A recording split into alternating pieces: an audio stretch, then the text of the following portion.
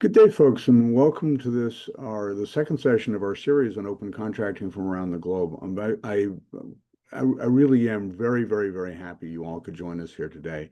What we're seeing here is an opportunity to witness firsthand the incredible development of open contracting around the world, and in important part led by the Open Contracting Partnership. And it's a real privilege for us at GW to be able to participate in this. Thank you. The recording from our first session, the prelude session, is available on the Open Contracting Partnership website. It's also available on the George Washington University Law School Government Procurement Law Program website. So on Thursday, we're going to have a session on the Americas, both on Latin America and on North America. That's going to be at 2 p.m. Eastern on Thursday. We very much hope you can join that as well. If you'd like to make sure that you're registered for the Thursday session and then for the session next week on Europe and Africa, that's going to be on Tuesday of next week. The registration information is available on the Open Contracting Partnership website. This webinar series is a showcase of the transformative impact of open contracting globally. Well, we're discussing how to use open contracting to turn public procurement into a digital, data-driven government service that drives accountability, competition, innovation, and sustainability. The webinar series is organized by George Washington University's Law School's Government Procurement Law Program and the Open Contracting Partnership. The series, led by some of the world's leading experts, is examining how countries have implemented the principles of open contracting to turn public procurement into a data-driven, user-friendly, and digital public service. We're sharing on how to translate legislation into action, to engage stakeholders across government, business, and civil society, to collaborate on reforms, to ensure procurement data is actionable by making it machine readable and fully publicly available, and present tools and approaches that drive systematic change. So with that, I'm going to turn it over to George Newman. And George, I'm available. I'll be standing by. If folks have questions, they can do it and ask the questions in Q&A or in the chat. And we're looking forward to addressing those audience questions as well. George, the floor is yours. Thank you very much, Chris. And we're honored at the Open Contracting Partnership to welcome you and to have this conversation with some of our partners and hear some of the really insightful case studies that are coming. Let me present quickly our today's webinar's panelists and participants. We have from the Philippines, the current Executive Director of the Procurement Service, Department of Budget and Partnership, Genmaries Entredicho-Caong. And she's been she's been working in procurement for the last 20 years and has rich experience in public procurement. She's been working on most recently the procurement law in the Philippines, and she will tell us what we can learn from that and how they've been applying open contracting approaches as part of this process. We also have the Director of the Comptroller General's Department for Government Procurement of Thailand with us, Thanachoke Rungthipanon, and he will share with us Thailand's journey towards open contracting. Then we will have from Indonesia, Wana Alamsyah, who has a bachelor's degree in computerized audit accounting, but most importantly, he's been working with the Indonesia Corruption Watch on working an opening up from the perspective of anti-corruption and democracy, and working with public procurement as one of the key areas. He's also the board member at the Angka Coalition and representing Indonesia Corruption Watch in the Asia Pacific region for the Angka Coalition as well. And then finally, we have the lead of the Open Contracting India Initiative as CivicDataLab in India, joining us, Shuchita Rawal, who has been working on making public procurement more efficient in India, more efficient, accessible, and participatory. And she's a public policy professional with nearly 17 years of experience. So we'll be hearing from her how India and how CivicDataLab has been working with India and different regions on opening up and implementing open contracting approaches, particularly in climate finance, to respond to climate disasters and green public procurement. Last but not least, we have Bernadine Fernz, who is our head of Asia and infrastructure here at the Open Contracting Partnership.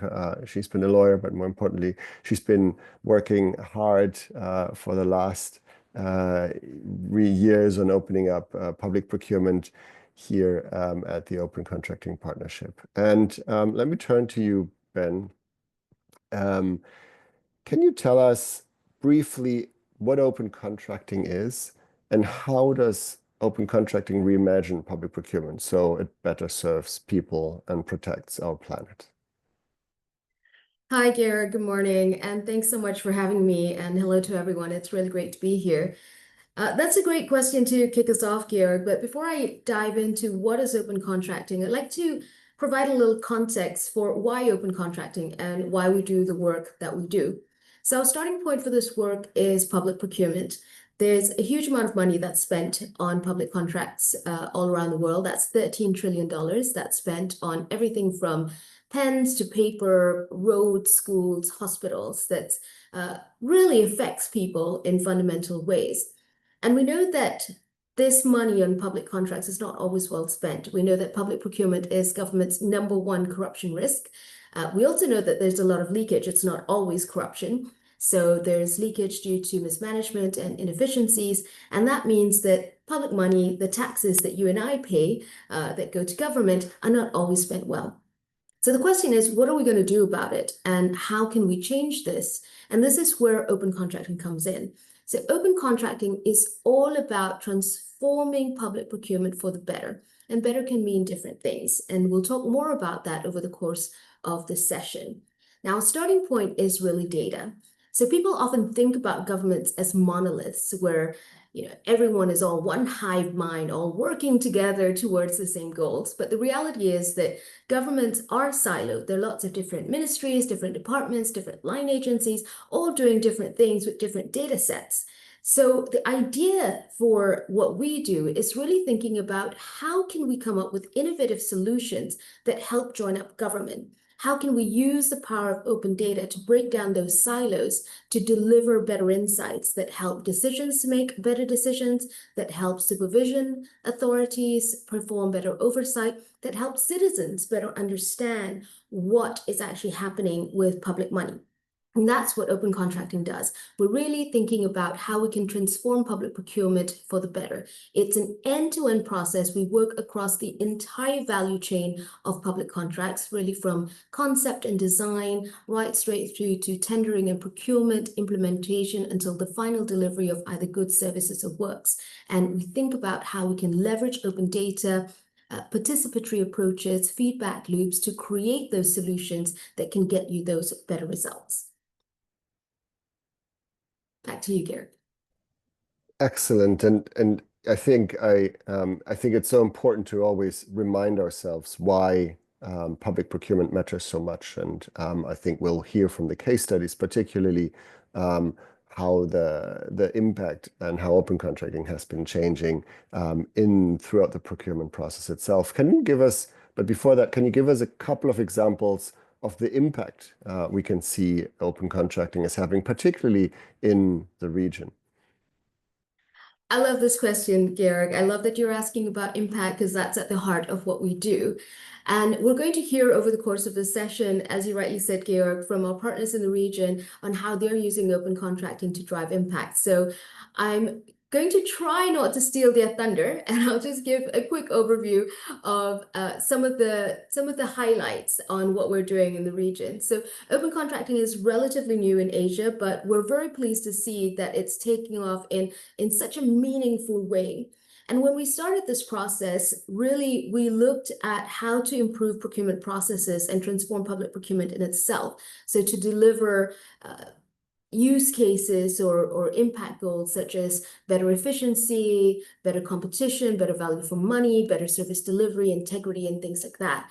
And we're seeing a great reform effort in the Philippines, and you'll hear from Executive Director Jen from the Philippines Public Procurement Service in the Department of Budget Management later on how we are using, together with open contracting and the We Solve Foundation, how we're using open contracting to transform from the procurement of common use supplies to deliver better efficiency, to improve competition, and to improve service delivery. We're already seeing incredible efficiency gains in the Philippines, where we've helped to streamline procurement processes, looking at things like the annual public procurement plans. We're seeing gains from e-marketplace, looking at how more vendors can win contracts.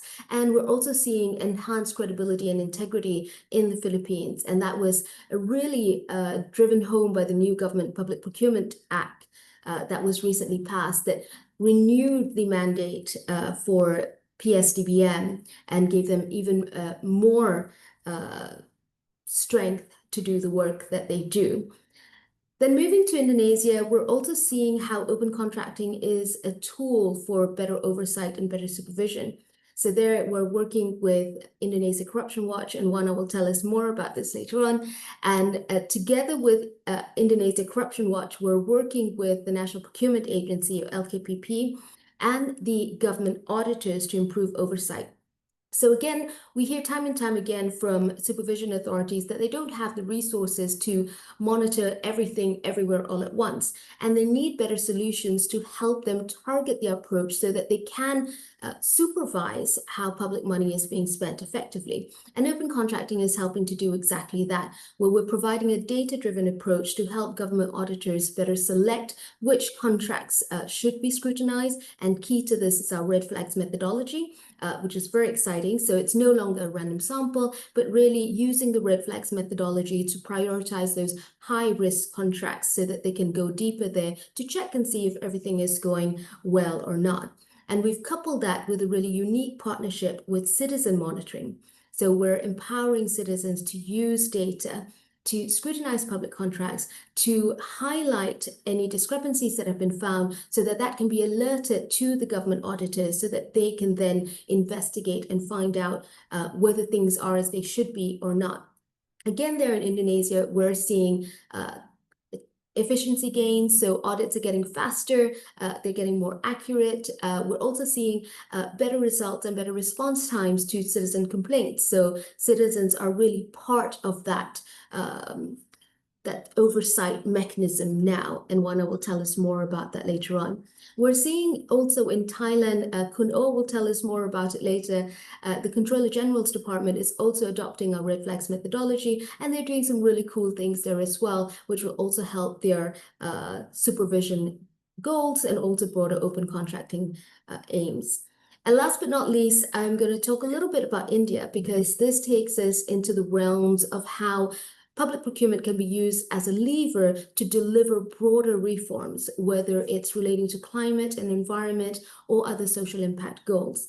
And we've been working with our partners, CivicDataLab, for some time now to really look at how we can use open contracting to better protect some of the most vulnerable communities at risk of floods. We know that climate change disproportionately affects the poor, and we're really thinking about how we can use open contracting to better serve their needs. So again, with a lot of climate response, we know that there are lots of different departments and governments all doing different things. And again, the information is in silos. So our work there is really about breaking down those silos, joining up multiple different data sets, whether it's relating to climate, hazard, exposure, vulnerability, risk, and public contracts, to help decision makers make better decisions on what people need so that they can prioritize investments, they can prioritize interventions so that people get the protection that they need. And we're seeing now year on year that 95% of the state disaster relief funds are being targeted to those communities at greatest risk. I'm going to stop there because I really want to hear from the rest of our panel, and I'll hand back over to you, Garrick. Thank you so much, Ben. I think one of the key challenges, but also key advancements in the region that we're seeing is that we're seeing more and more countries really increasing their data availability. And we see that in the examples that we have. It was great to have these case studies, but this is going beyond that. And now they're also updating the legislation to really modernize public procurement, bring it into the 21st century. And I think that takes me perfectly to our first case study from the Philippines. Genmaries, Executive Director, last year, the Philippines passed the new Government Procurement Act. updating the country's decades-old procurement law by anchoring it in on an overarching digitalization agenda. We'd love to hear if you could share your approach to increasing accountability and efficiency, value for money, and competitiveness through this legislation, particularly with the focus on your open contracting approaches around the modernization of the Philippine Government Electronic Procurement System, PhilJEPS, which is now the single electronic portal for all public procurement activities of the Philippine government. Over to you, and I know you have a couple of slides, so I will share them as well. Yeah. Yes, hello. Hello, everyone. Good afternoon here in Manila. Happy to be joining this Open Contracting Around the Globe webinar series today. Thank you so much to our partners in the Open Contracting Partnership and the George Washington University for this invitation. It's actually raining hard here today in the Philippines. So work in government offices has been suspended since yesterday. So we're not in the office today. Yeah. So today, I will be sharing some of the transparency tools and measures that are provided under the new Government Procurement Act of the Philippines, how the NGPA espouses open contracting, and how it capitalizes on digital platforms to bring efficiency, savings, and accountability in government procurement. So on to the next slide, please. Let me start by providing a bit of information about our office. That's the Procurement Service, Department of Budget and Management, our mandate and our role in implementing this digitalization efforts in government procurement. So PS-DBM is an attached agency to Department of Budget and Management, and we are not a young agency.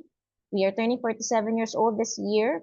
We were born by way of Letter of Instructions number 755, that is our charter, and LOI 755 directed the creation of an integrated procurement system for common use supplies and equipment for the national government and its instrumentalities. LOI 755 was issued in 1978 by the father of our now President, Ferdinand Bongbong Marcos. So the father was Ferdinand Marcos. So the PS-DBM is acting as the central procuring agency for common use supplies and equipment of the entire government. Under the NGPA, CSE is defined to be referring to goods or items that are used repetitively in the day-to-day operations of the agencies in the performance of their official functions, and those that are listed in the electronic catalog of the Philippine Government Electronic Procurement System. So by being a CPA or a Central Procuring Agency, this means that PS-DBM consolidates all the CSE requirements of all agencies.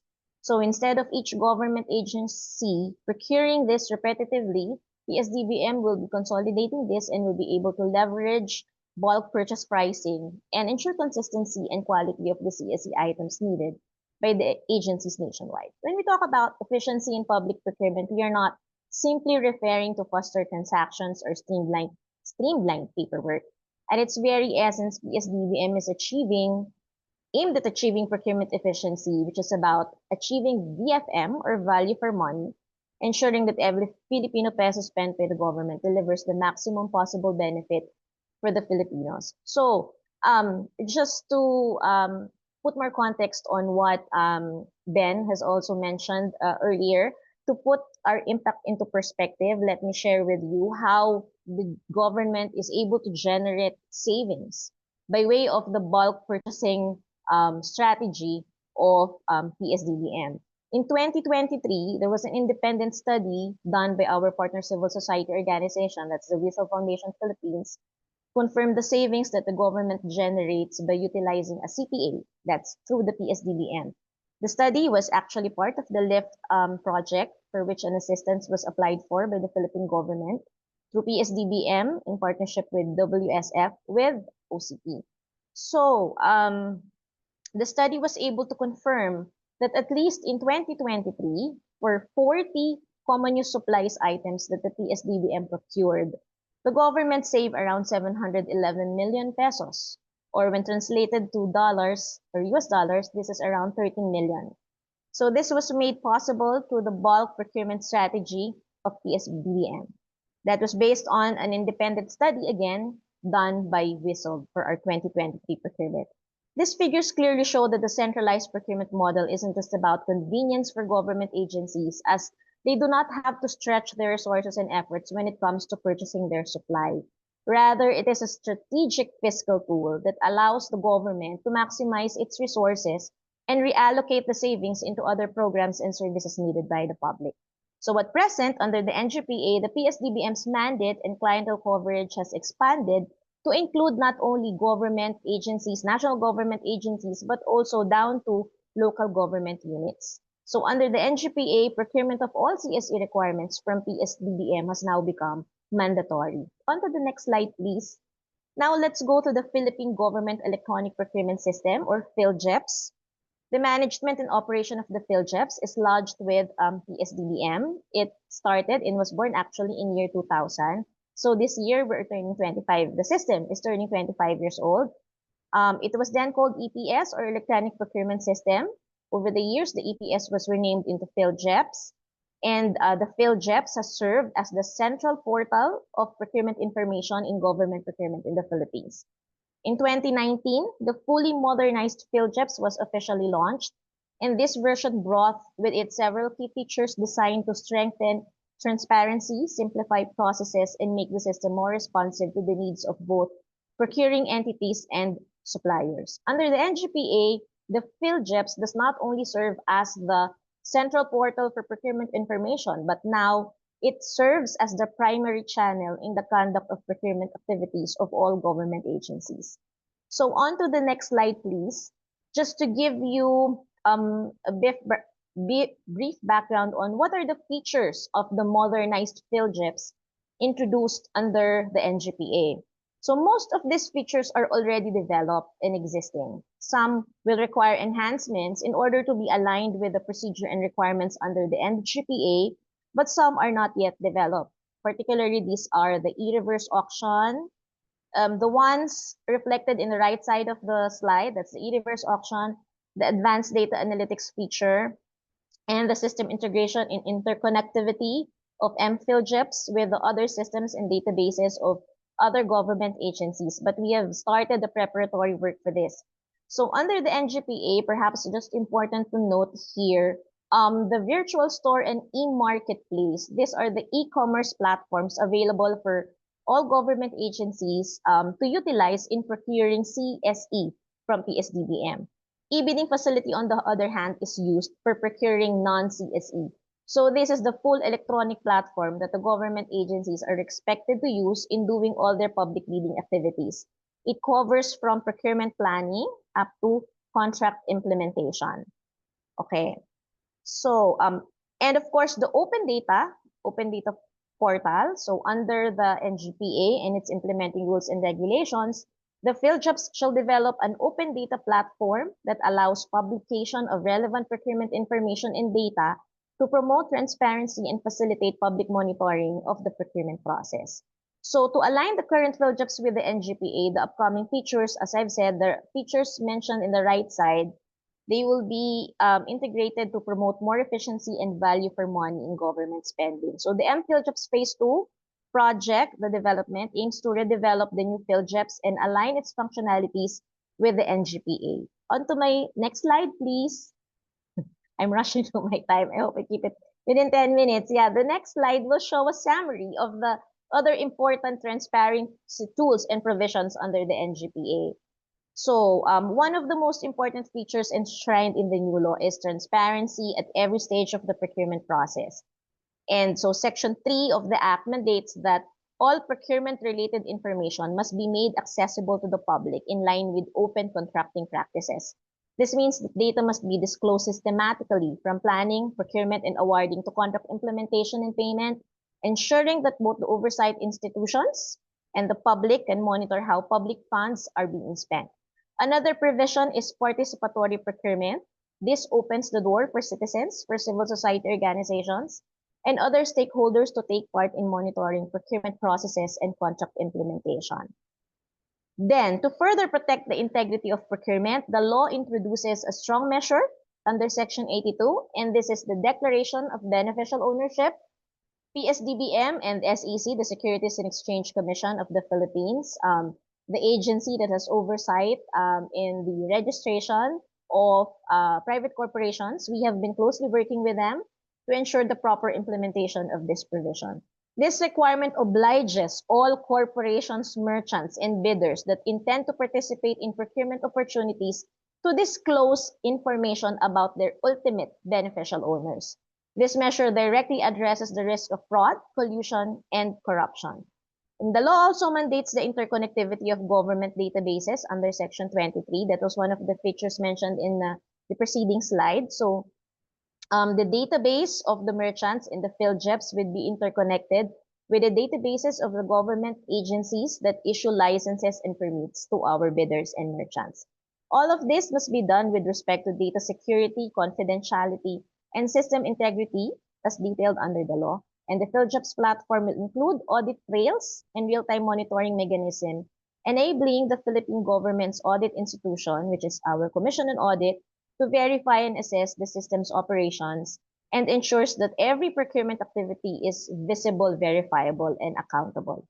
And on to my last slide, just happy to share that in advancing PS-DBM's efforts on open contracting and open government, we have submitted an entry to the Open Government Challenge of the Open Government Partnership early this year. That's last February 2025. Our entry, the one that I mentioned earlier, was crafted with inputs from our partners in the civil society. Of course, that's Open Contracting Partnership, Peaceol Foundation, among others. And that challenge or that entry was found eligible by the Open Government Partnership. So thus, we are in the run for the 3-year Open Government Challenge. So our chosen challenge centers on a critical goal, and that is to improve data availability, system interoperability, and public participation in government procurement. The challenge areas are anti-corruption and public participation. The goal of our challenge is not just to upgrade and deliver on the expected modernized features of the PhilJEPs, but this is not just about upgrading a system, but this is about building trust. It is about making procurement data easier to access, systems more interconnected, and the process more open to scrutiny and citizen involvement. So to achieve this, PS-DBM committed to 6 pivotal milestones, all of which are deeply aligned with the core principles of the NGPA, and those are transparency, accountability, and participatory procurement. Through this challenge, we are standing firm in our resolve to turn PS-DBM into what it should be, a lead advocate of open government, a reliable steward of public resources, and a model for ethical, innovative, and responsive public service. So that ends my presentation. Thank you very much. Maraming salamat po. Thank you so much for this fascinating insight. And I think one of the excellent examples for how you can implement open contracting concepts and approaches into the legislation. I think there's so much to learn from that approach, particularly for others who are thinking about how do we actually enable and support our approach and our work with legislation that really provides guidance and security for public officials who are acting and who want to do the right thing, to ensure that they have the backing in the legislation to really go forward and publish and stand up and provide the information that is relevant. You've talked already a little bit about the beneficial ownership registry, so I will, which is a core part of that as well, and it shows again how important it is to work across different departments as well in the Philippines in implementing the public procurement legislation, the new public procurement legislation. I can imagine that has not been quite easy. So what can you recommend others who are listening, others who are going through a similar process for managing these relationships with various stakeholders and for bringing them together under them? Yes. Yeah. You're right, George. With respect to PS-DBM's strengthened mandate and expanded client coverage, and the PhilJEPs now becoming the primary channel in the conduct of all procurement activities, we will have to credit that with the enactment of the new procurement law, that is the NGPA.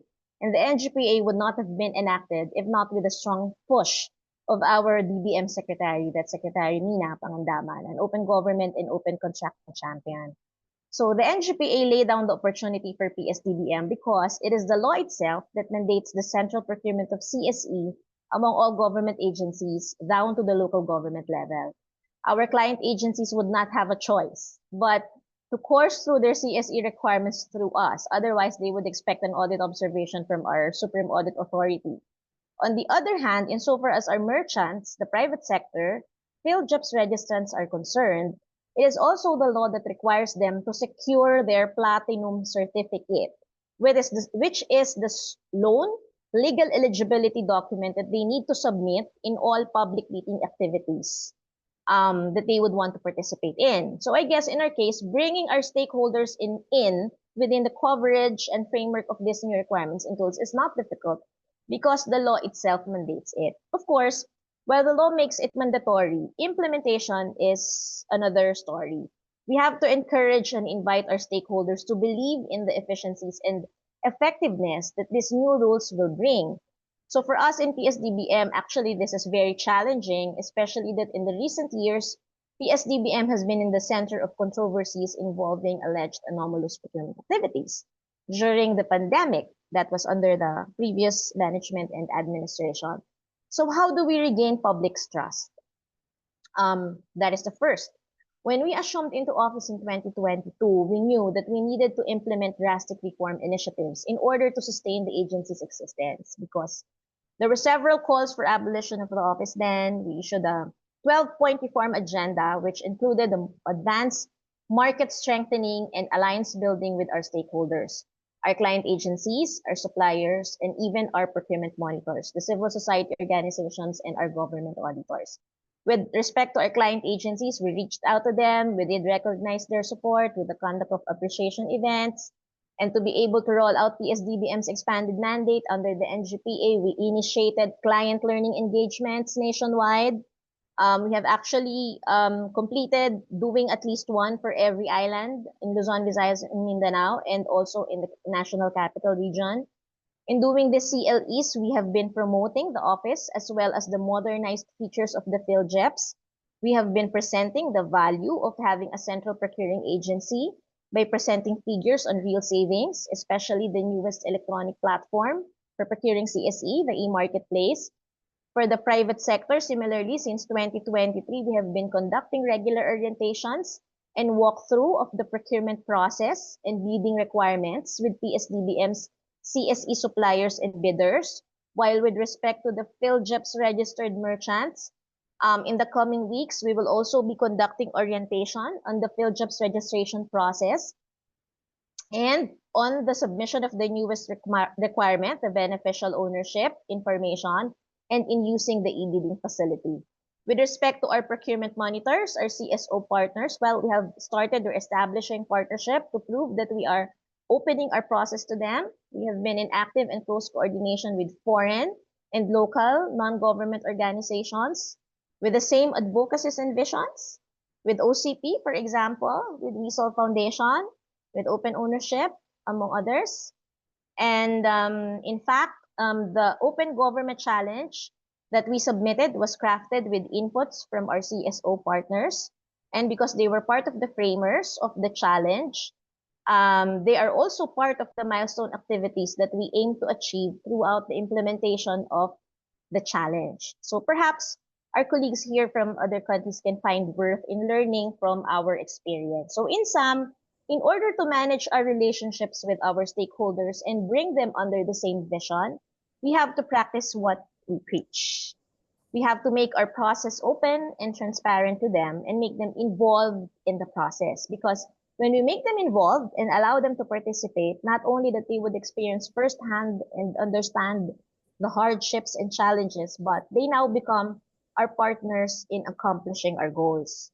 They now become our partners in doing our work and in rendering public service. So over to you again, George.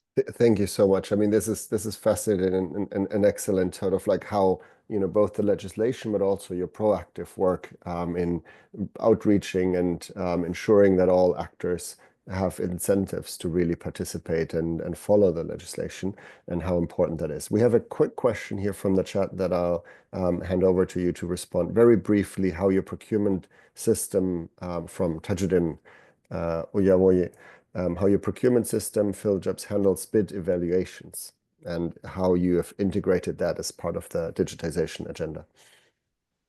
Yeah. So right now, the part of the evaluation is actually not automated. It's manual.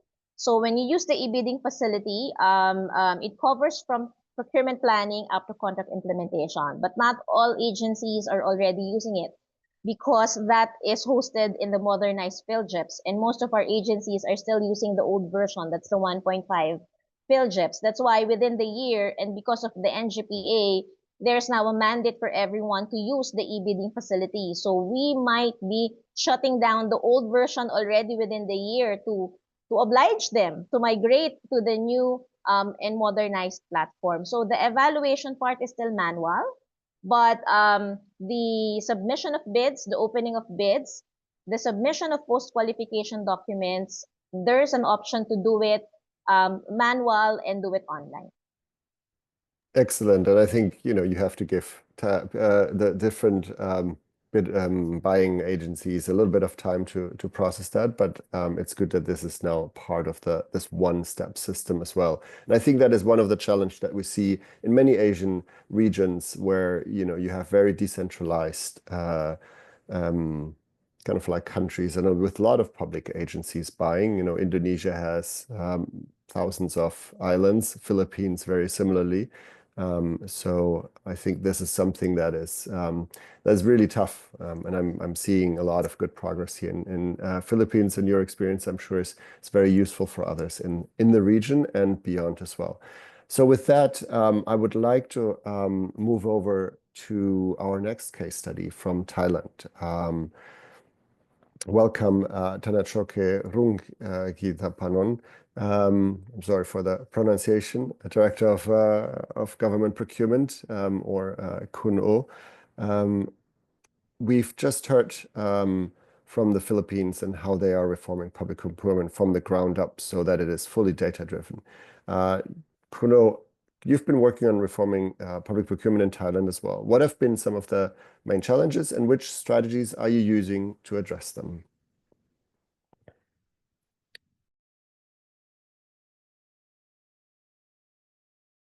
And I'll be happy to share your presentation, or unless you would like to share it yourself.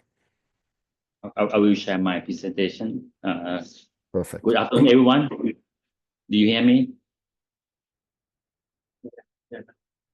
We can hear you well. Yeah, okay. Wait a minute, okay. Hold on.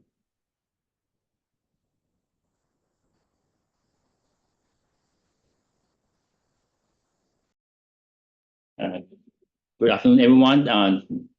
I will share some experience how to do the open contracting in Thailand.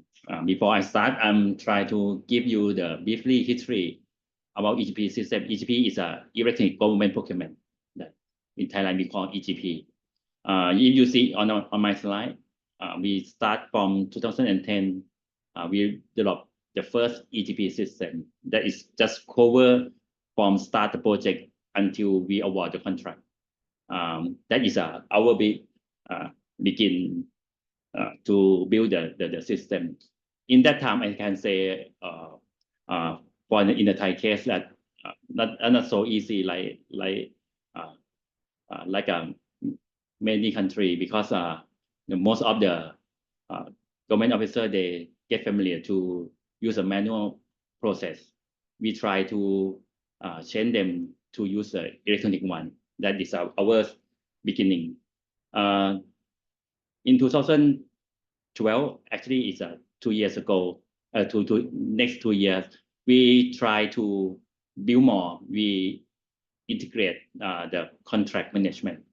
Actually, it's signed contract, and contract management is they sign on the paper that they need to input the data, the contract data in our system. And also in that time, we try to connect with the payment system to make sure everybody have to use our system. For me, open contracting it not make sense to ask the community to put only the data. We try to integrate the with our process. In 2015, that is a start to in Thailand we call the digital transformation. We build a new government procurement method that we call e-bidding in market. In that time, we asked the government agency to procure by electronic. It means no paper. They have to procure on our system. It started pilot with the central government in 2015.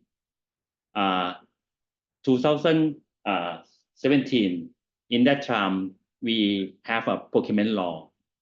That is a very important for the in the context of the public procurement in Thailand, because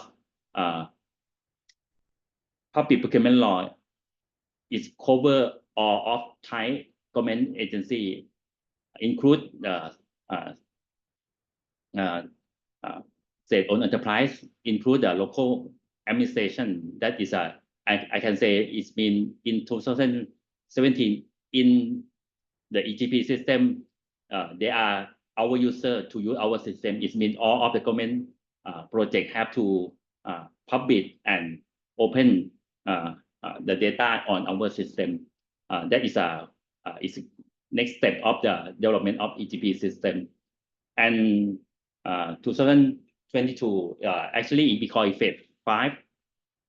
We try to digitalize every procurement process. That I will tell you a detail later. Next slide, please. If you see on our history, we try to digital the process. Meaning we try to do the digital transformation, because in the Thai we try to build the open data on the top of our process. We try to change the manual process into the digital one, and then if you do like that, you get the data, and then if you have data, you can open the data. We can improve the transparency and public accountability. That's our key. And also, when you try to digital transformation, we try to digitalize our process, and then you can also make sure everybody will follow our standard. For example, in Thailand, we can say that for the e-bidding, immediately open contact, open bidding, that right now every project have to disclose significant document. For example, everybody have to disclose bidding document. They have to disclose bidding announcement, and also if they decide who gonna be the winner, that they have to announce the winner on our website.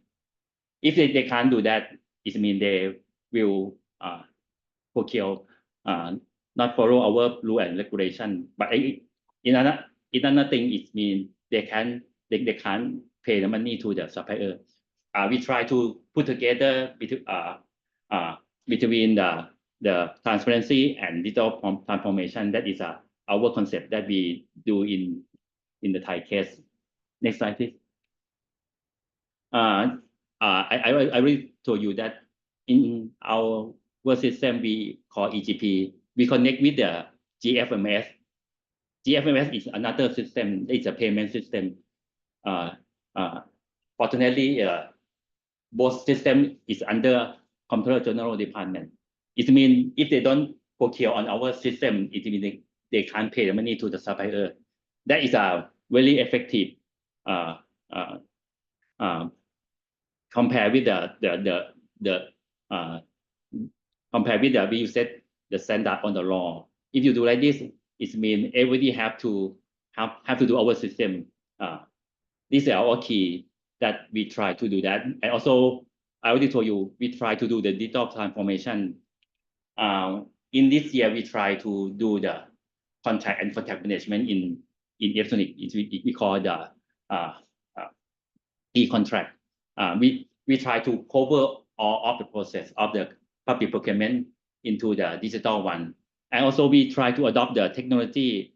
I can say we adopt the blockchain in the legal, we call it bank guarantee. It's a illegal guarantee that normally will include when the supplier have to propose the price, they have to include the bank guarantee. We use a blockchain to help them to get the guarantee from the private bank.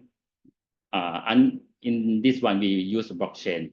And also in the next phase, we already build a new one that can operate in cloud, and also they develop system in microservice. That is actually it's technology. And in this year, we try to integrate the AI because you know, in Thailand we got a lot of rule and regulation, and most of the user and most of the government agency, they confused about the how to procure. We try to do the AI to help them how to procure, and also we try to see what we can do in AI in our public procurement. I think technology is another key that we try to help to build the new one, new process on the public procurement. Next slide, please. This is an example how we open the data in Thailand. Actually, we have to say thank you to the OCP. We try to build the new website that actually we already disclosed the information, but you know, and when the normal user, for the public, they normally don't want to see the technical term. They don't understand like a lot of information that is not user friendly for them. We ask the help from the OCP to help us to do the new one. That is an example that we try. If you see on the top left, that is a website. It's called www.gprocurement.go.th. And then when they try to find the information, normally they have to know a lot of the technical term. For example, with announcement of the winner, TOR, something like that. That we try to help them by, if you see on the top right, that is they just click on the project, and then everything that you need you can see on the website. And also at the bottom, that is we try to help them to understand the government procurement by give them the picture that is called in Thailand we call dashboard, that can make them more understand about the Thai public procurement. For example, how many budget that spent on the public procurement, how about the construction, how about the contract, how many they get the contract, who get the most contract from the government, something like that is that help them to more see the our information more interesting. Next slide, please. These are another thing that we try to do. If you see on it's called government spending, is another website that try to cooperate with our organization. They come with the idea that they can connect with the budget allocate. That actually in Thailand we call gov spending. It means where the budget go. They will try to connect with the data budget data allocation, connect with the government procurement together, and then they put the data on the website that called gov spending. And on the right, on the top, that called cost Thailand. That's why we try to build open contracting with some standard that they call cost. That we already have another website that follow the cost standard. And at the bottom is a new one. If you go to the construction site, in front of the construction site, they have the label like this. We try to connect. You have to see we have a QR code. QR code that if you this is an example. If you go there and you have a mobile phone and you use that QR code, you will connect with our system. The connect each system will show the detail of that construction site. For example, who be the constructor, how about the time period, how about the progress, how about the payment that is make the public can more understand about the Thai public procurement also more this project. And also they can complain to our system online to make the feedback to the owner. That is another thing that we try to do. We just launched this project in this year. That is to try to make our government procurement more transparency. That is our progress. Next slide, please.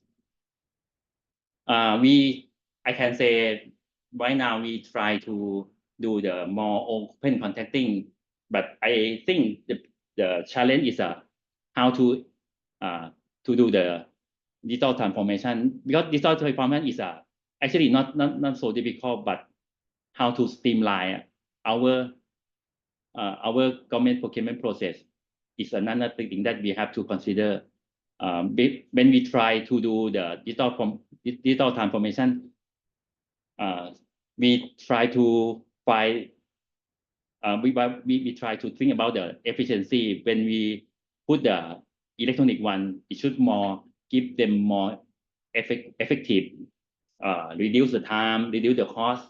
But I can say that is not so easy for us to do that, because it takes long time to do the digital transformation. It's another thing that we try to overcome the challenge. This challenge, and also the people is not so easy to understand for me. That is because when we are government, normally we try to put all data to them, but for the public, it's not easy to understand our data. That's we try to how to do the user friendly with them. That we try to ask them to come and see our system. And I can say in the term of the development, that this system is not so easy like that. We have to cooperate with them. That is a key that we try to do. And also level of the data disclosure, as I say, Thailand, we interest to open the data, but we try to build more. For example, we try to set a goal that we try to have an API to open data to the public, because from the private sector, they come the idea that they want to use the data with their own system, that we try to help them. But I can say is should be careful about the Personal Data Protection Act in Thailand, because when you try to open the data, but in the reality that some government, they come that you can't open everything, because especially for the personal data, that is a view against the law, that we try to cooperate and try to compromise between the open data and privacy. That is another thing that we try to overcome. Next, please. That is the last one. Right now, we cooperate with the OCP to build the red fact system to show the list of the government procurement. And also we try to open data according to OCDS standard, that we try to make our open contracting more standard than the past. And also we try to digitalize our process. It's called e-contract, include the sign the contract online, and also we have to have a electronic contract management. And the last one, we hope next year we will launch the new system, new platform that is called e-shopping. It's been like a online shopping platform that is just for the government agency, that we will launch next year. Yeah, and also red fact and open data, we hope we can finish in this year. But right now we cooperate with the OCP. Okay, that's all of my presentation. Thank you so much, Kuno. And I think you already integrated some of my questions already, so I'll defer to the Q&A at the end of the other presenters as well. But this has been very interesting and fascinating. I really appreciate how you've been trying to integrate new technologies into the process, and now sort of like how you're sort of streamlining the integration from all different participants in the system as well. So I think that is something that you can see, and it's very clear in some of the platforms that you've been developing. So very good job there, and we look forward to continuing our collaboration. And I think one of the things that we've heard quite a bit from the previous two speakers is how they have started to engage with civil society organizations, and the role that civil society organizations can have in supporting and in working with public procurement as well, both in analyzing data that is available, but also in driving this digitization process by making recommendations and showing what could be done if data is connected. So with that, I would like to move over to our case study from Indonesia. Wana, who's the head of the Knowledge Management Division at Indonesia Corruption Watch. We've heard how governments have been working on integrating open contracting strategies into their ecosystems. And you've been working in Indonesia, particularly with the Public Procurement Agency, on publishing better data on public procurement and analyzing red flags. So this is going to link quite well into what Thailand's plans are. Can you tell us a little bit more about how you've been doing that and how you're collaborating with the government? Yeah, thank you, George, for the question. Hello, everyone. It's really great to meet you all. First of all, thank you, OCP and George Washington, to putting this fantastic event. Just a bit of background. ICW is a watchdog NGO that has been around since 1998. We do a lot of research, investigation, and we also run training for community groups so they can actively get involved in monitoring corruption. Because we don't have a lot of time, I try to keep things brief.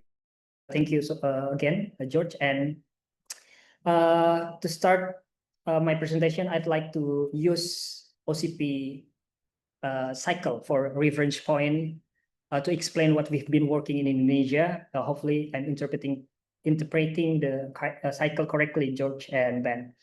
So when it comes to public procurement and open data, ICW has been working closely with the Indonesia government since 2010, and we created a platform called OpenTender.net, which helps the public to monitor procurement project. The data comes from our collaboration with Indonesia National Public Procurement Agency, or we always call it LKPP. Right now, OpenTender manage over 5 million procurement records and follow the Open Contracting Data Standard, or OCDS, owned by the OCP. What's useful is that the data we use comes from several official government sources, mostly around planning and supplier selection. And we bring all that into one place, and it's called OpenTender.net. So instead of visiting multiple platforms, the public can just go to one website, our website. If you're curious, please feel free to check OpenTender.net. And this is the data that available on OpenTender. There is data planning, supplier selection, supplier track record, and social network analysis. One of our main feature in OpenTender is red flag tool called potential fraud analysis. It helps the public and internal auditor spot risky procurement project that might need further review. PFA is built around 7 indicators, as you can see on the screen, like short timeline between announcement and award dates, contracts that are unusually high, or repetitive winner. Other than that, 2 of the indicator about short titles and brief description are based on OCP on red flag work. So we try to adopt the OCP red flag document.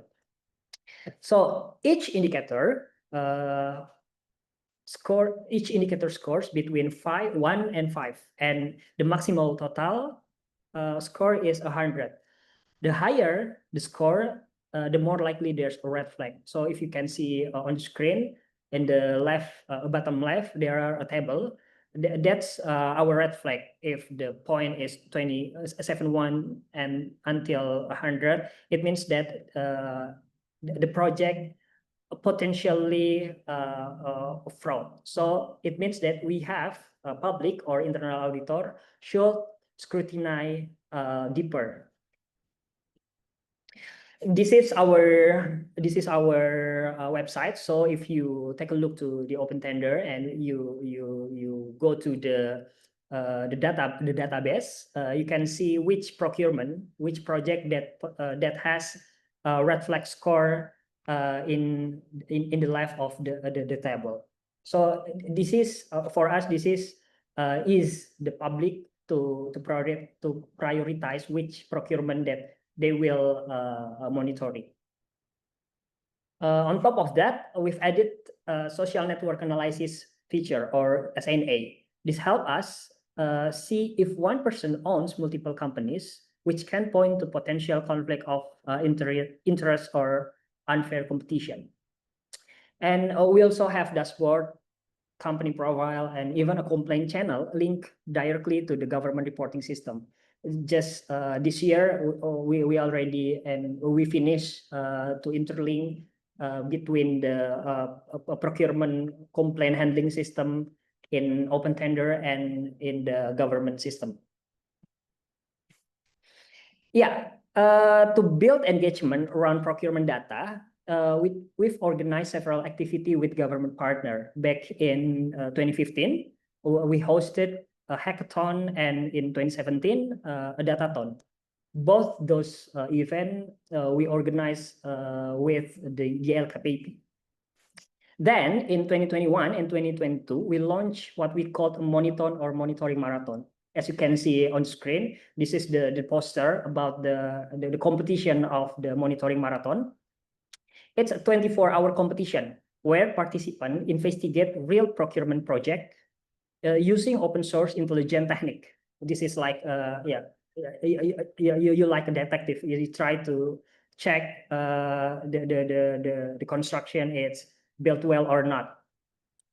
And this is also our work, our investigation in several regions. As you can see, there are a bit of progress in every year, but the cost of to build this construction is very high. Okay, yeah. The result when we try to help the citizen monitoring or monitoring marathon were pretty amazing. I think there are 634 projects worth around 1.46 billion were analyzed, and 123 of them were reported to the LKPP and forwarded to internal auditor. All of these efforts are meant to help the public feel more comfortable with procurement data, and more importantly, to actually use that data to hold the system accountable. I think I'll pause here for now, Chris. I'll back to you. Thank you so much, Wana, and thank you for sort of like your really rapid overview of the work, the amazing work that you've been doing at Indonesia Corruption Watch, and really showing the value of using open contracting data and identifying, critical projects, at the same time working with the government agencies and improving the data throughout the last 10 years of sort of like continuously adding more information to make the analysis richer, which I think is something that you've been doing so well. One of the things that you've been doing as well is not only using the data for civil society purposes. More recently, you've been expanding your work on another critical actor in public procurement as well, which are government auditors, whose role it is to monitor public procurement as well, but I often don't have the capacity to do that, or they lack the information to do that. Can you share a little bit your approach to empowering government auditors and the impact that it is having? Yes, absolutely. That's why that brings us to the third stage in the open contracting style. Since 2023, we've been working more closely with internal government auditors. In Indonesia, they play a key role in procurement oversight, at least a key role that they conduct, including probity audits, post-implementation review, and handling public complaint. One of the biggest challenge we found was around the complaint process. Often there's no response at all when citizens file reports. And even when there is a response, internal auditor takes very long time to proceed. For instance, we analyzed complaint submitted in 2021 and 2022, and the average handling time was, 1,390 days. I think that's over 4 years. Until now, some of the internal auditor don't proceed our complaint. One reason is that many audit offices don't have a clear standard operational procedure or SOP in place. This is also one of the reasons why a public often feels discouraged when trying to participate and submit complaint to internal auditor. So in 2023, we teamed up with local civil society groups and internal auditors in 2 regions to help them develop their own SOPs for handling a complaint. The result, the average processing time dropped to 327 days, which is a 50% improvement. If you can see the differences between the table in the left and the right. We acknowledge that while it's not yet a fast process, it clearly showed that collaboration between civil society and government can lead to visible, meaningful change. I think I stop in there, George. I love it. I think these changes are impressive, and I think the other thing that is that you've really shown how they've been able to follow up the process through the systems as well. So finally, what are some of the open contracting tactics you recommend other non-governmental actors can use when working on public procurement? There are a few things I'd recommend based on what we've learned at least 3 or 4 years. First, build trust by showing real result and concrete ideas to the government.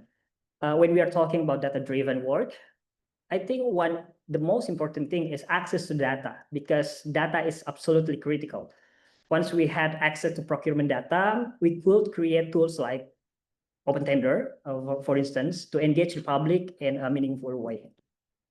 And the second, raise awareness through collaborative events. Things like hackathon, datathon, and monitor are great for building public interest and helping them get hands-on with the data. Because, for example, when I went to some region, they don't know about the procurement. So it means that we should give them training to know basic concept about the procurement and how they investigate the project. And then the third one is create shared commitment with government. For example, we partner with LKPP through the Open Government Partnership and co-develop National Action Plan. In fact, in 2021, a few years ago, we were honored to receive 2nd place in the OGP impact for that work. I think that's all from my side. George, thank you very much for listening and truly apologies if there are any error and misstatement during my talk. Thank you. Thank you. This was excellent, and I think it ties so well into the work that has been presented before, from the Philippines, from Thailand, and how you can connect with different actors, but also how you can really make sure that the data is used well. One of the things, and then circling back to what Ben has been saying at the beginning of the presentation, is really that public procurement is such a powerful lever to invest in better public goods and services and address critical public problems. So I want to hand it over to Shuchita. You've been working in the state of Assam and in India more broadly on improving the response to disasters, particularly floods. How are you using open contracting to do that? And how has the government integrated the open contracting approach into their process once you've worked on that? So over to you. Thank you very much. Thanks, George, and good morning, everyone. Good afternoon for some. but namaste to all. So, I mean, we are all in different time zones, so difficult to identify, but yeah. Greetings to everyone. And I'm really thankful to Open Contracting Partnership and George Washington Law School for organizing this very useful and timely series and for giving us opportunity to present here. And also it was very insightful to hear from all co-panelists and listening from them, I think I have very little to add. And because all of us have been talking about this, and it was very fascinating to see that how OCP has managed to hold everyone in one thread, and it's going strong day by day. So kudos to that and hats off to it. I'll share my screen and start the presentation. So I am representing Open Contracting India, and I hope my screen is visible to everyone. Great, thank you. And Open Contracting India is an initiative by CivicDataLab and Open Contracting Partnership, and which actually aims at making public procurement processes in India more efficient, effective, and inclusive. Today, I'm going to share based on our experience, how we have been working in transforming public procurement for public procurement in India for people and planet, specifically in the case of Assam. Okay.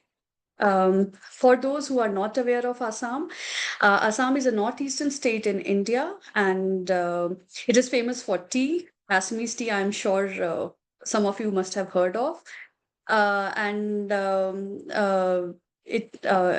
So we started our engagement in Assam from 2018 with our collaboration with Finance Department under their project Aspire. We actually collaborated with them to make their budget data open and help them in making it machine readable, easy to understand, and open in public domain.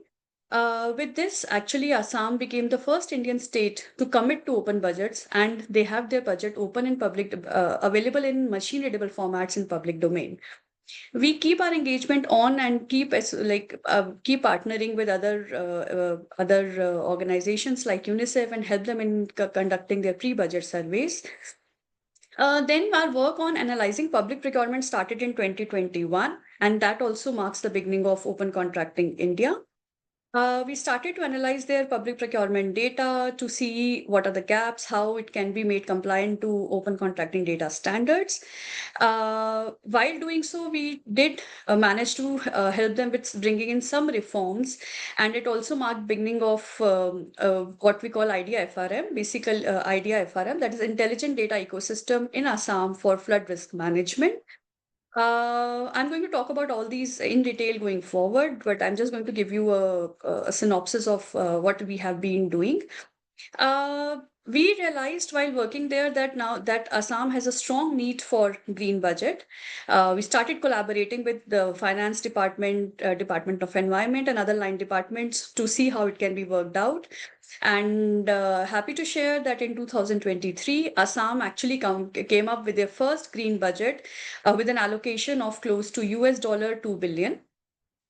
This has actually helped in bringing green lens to public procurement also, and I'm going to talk about it later in the presentation.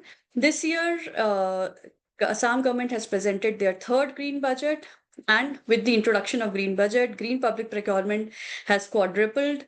And we also saw the official launch of our another tool in Assam, which is for disaster risk reduction, and we call it as Intelligent Data Solution for Disaster Risk Reduction. Our approach in Assam has been three-pronged. We actually started with strengthening their core open contracting reforms, then working on greening their public finance management system, and then leading to data-driven planning and procurement for disaster risk reduction, primarily focusing on flood for now.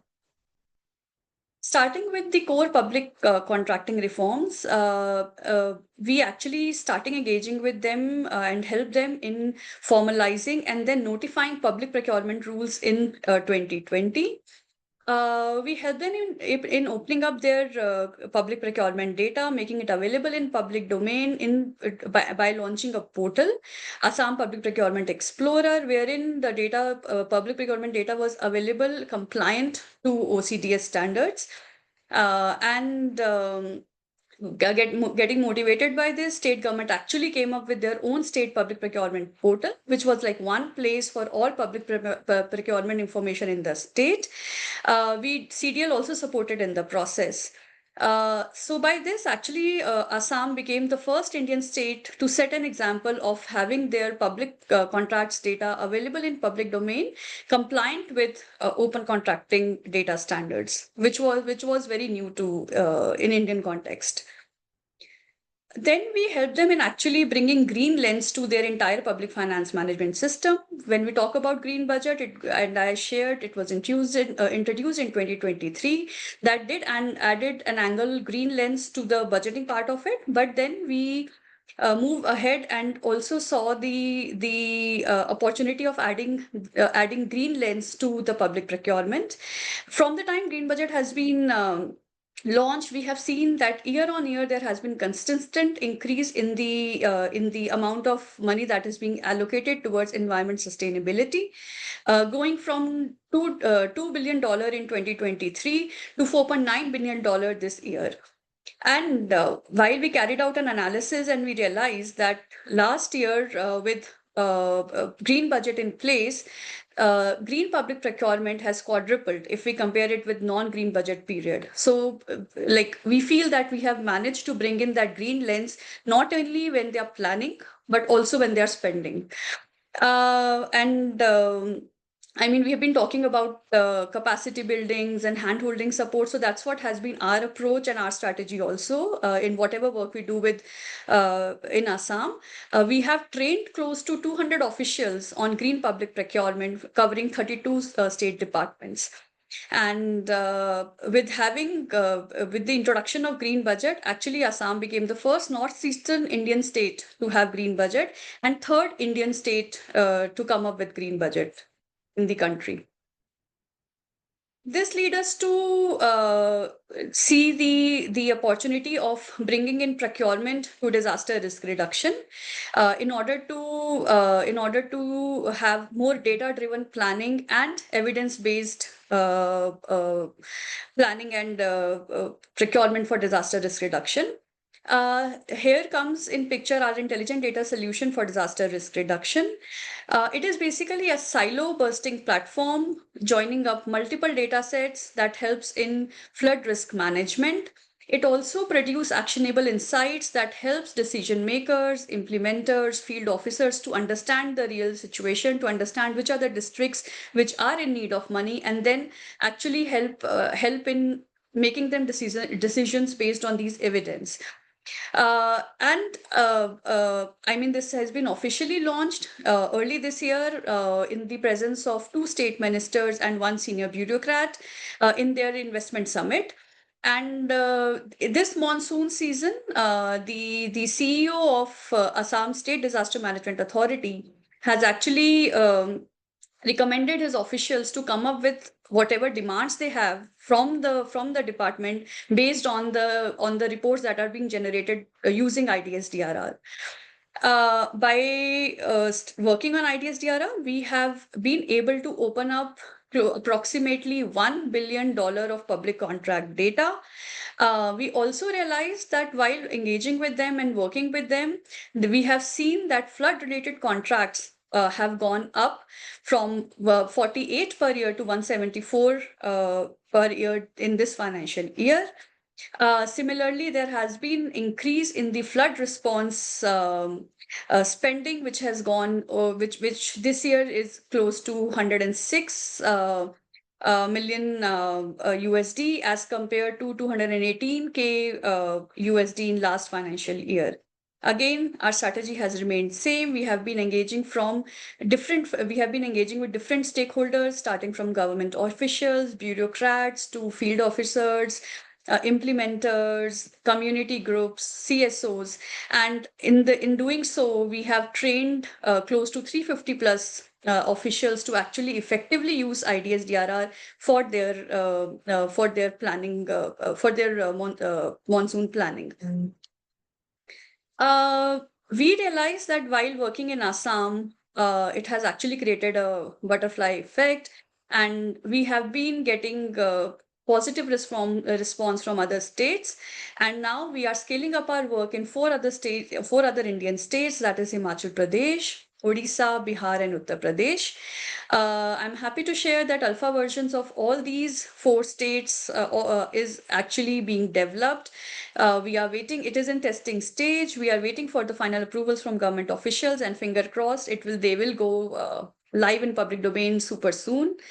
While doing so, while engaging with these 4 states, we have opened up close to 330 million of public contract data, putting Himachal and Odisha together. Similarly, for UP, we have opened up close to $225K dollars of public contract data, and $59 million of public contract data for Bihar. Not to miss, this is still work in progress, and we are hoping to open up more data and come up with more data sets. Quickly talking about how we are planning to sustain it and take the work forward. Definitely our focus would be wherever we go from wherever we start, and also in the states where we are still working, is to strengthen open contracting practices, giving them new ideas, coming up with data-driven innovations, so that actually, apart from open contracting reforms, there can be a digital solution that can actually help in implementing what we are proposing. As I've already shared, capacity building and knowledge sharing has been at the core of our work. Wherever we go, whatever we do, we ensure that from the very beginning, we keep engaging with all stakeholder groups, learning from them, sharing what we have to share, understanding it, and then coming up with the solution rather than just presenting what we think is right. So it has always been a very consultative process that we have been following throughout in all our work. We are also looking at strategic partnerships with philanthropic organizations, CSOs, MDBs, and definitely with more strong partnership with governments to actually strengthen the work and scale the work going forward. Last but not the least, we do have 2 of our co-panelists representing government. We feel as working in India, and I'm sure hearing from others also, that is maybe one common observation. We need to have government adoption. I mean, work cannot be completed if you're working in public domain. You're working for the betterment of people. It needs to have strong buy-in for government to make it sustainable and run for long. Thank you so much, George, and I hope I managed to complete my presentation in the time I have. And sorry for rushing, because I was just trying to balance the time part of it, and happy to take any questions that you may have. Thank you, Shuchita. This was fascinating, and I think again it shows that the open contracting approach of not only data but combining it with participation can really deliver impactful results. And thank you for sharing some of those impressive results.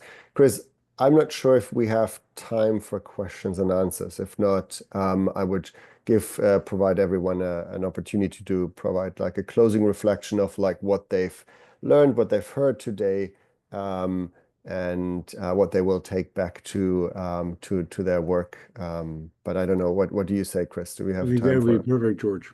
Yes, perfect. Okay, then I will just I think we've seen some of the questions answered in the chat directly, so we've tried to respond there. I think some of my colleagues and our partners have been really dropping a lot of the useful resources in the chat as well for following up on these case studies, for following up on more detail, particularly on some of the tools that have been mentioned. So please go back in the chat, and hopefully you'll find more inspiration there as well. So to close this webinar, I would really love for everyone to sort of like go back and have a quick moment to reflect on like, is there something that you will take back to your work, and what is that? And with that, I think we can close the webinar. So maybe we'll start from the top.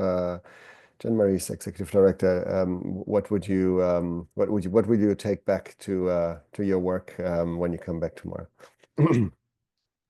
Yes, hi.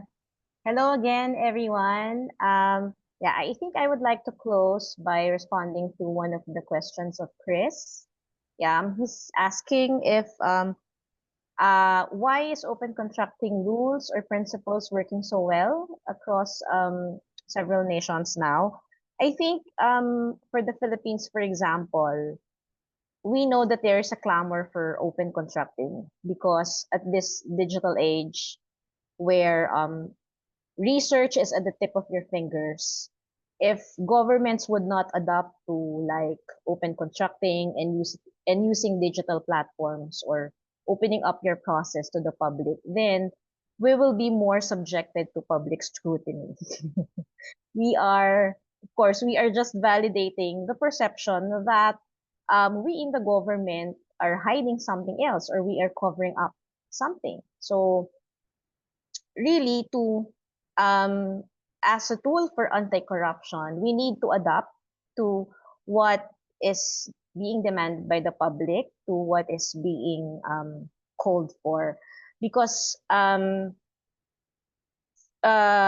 about the NGPA, for example, the new Government Procurement Act, as I've mentioned, we have a champion through our secretary who pushed for the enactment of that bill. We in the executive prepared for that proposal, the most of the provisions that became the executive version that was sponsored by both houses in the Congress. So we are thankful that we have champions in the Congress that allowed us and that heard the demand and the call of our civil society partners and of the public. So hearing all these experiences today, indeed we can say that it is the trend.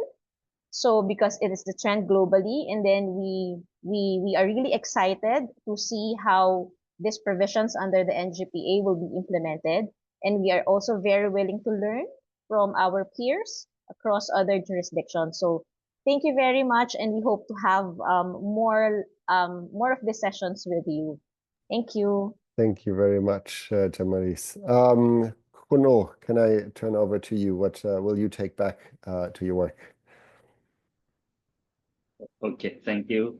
I think I learned today I think it's clear that open contracting is very important, actually for the public procurement. Today, I saw that each country, they have their own way how to open the contracting, and also they have different characteristics. And also, I think the another thing that is very important here is we have to include the stakeholder, especially for the private sector, because they are the most important stakeholder to use our system. That is we have to learn how to engage them to develop our system. Thank you for me to give me the opportunity to learn from another country. Thank you. Thank you very much. And I think I think this is a critical one as well, really thinking about all of the stakeholders and how they're using and engaging with the systems and making sure they can use it well. Wana, over to you. What did inspire you today? Yeah, thank you, George. One thing I've learned at this webinar is that open data means nothing without public engagement and government responsiveness. Every system, it will help us, but I think the real impact comes from collaboration when citizens and civil society and institution and government work together with shared purpose. Yeah, I think that's all from my side, George. Thank you so much.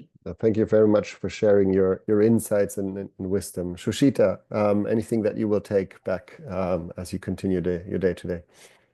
Thanks, George. And yes, I think, I mean, we have always been having a strong belief in that. And I think it has further strengthened that. I think the key to success for any solution, any work, I feel now is collaborate, engage, and co-create. So, and we have seen it from different experiences that different stakeholder groups are there in the meeting today, and everyone is ready to engage, and they see merit in engaging. As CSO, we see merit in engaging with governments, and governments see merit in engaging with CSO. So I think that's a big tick for me today, and this further gives us more confidence to go and actually look for more collaborations and see how we can together work on co-create more solutions to transform public procurement in India.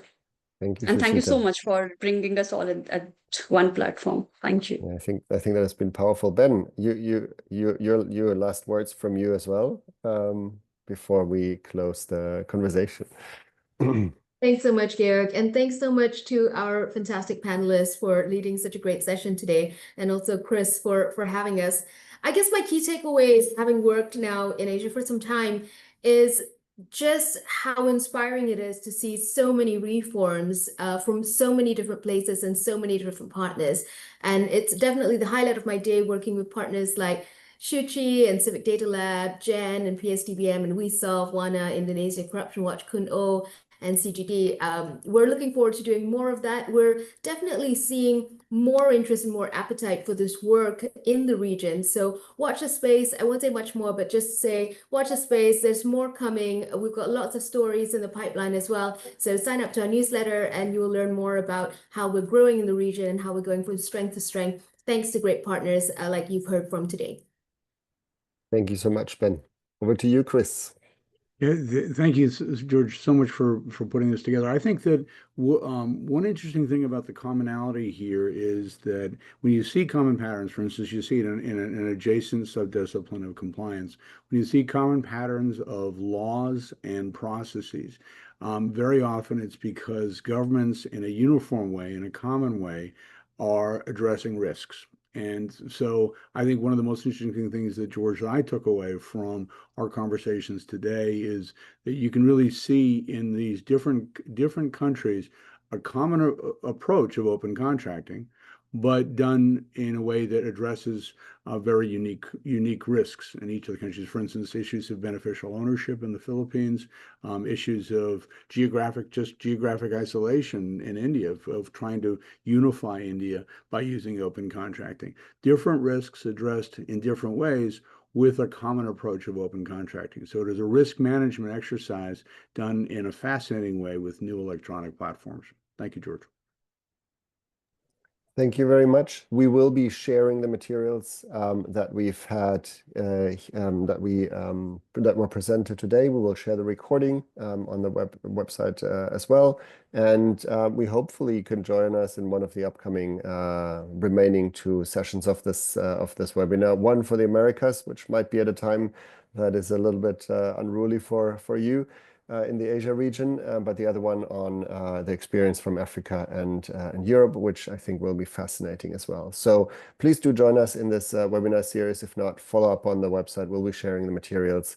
And thank you so much to everyone. Thank you.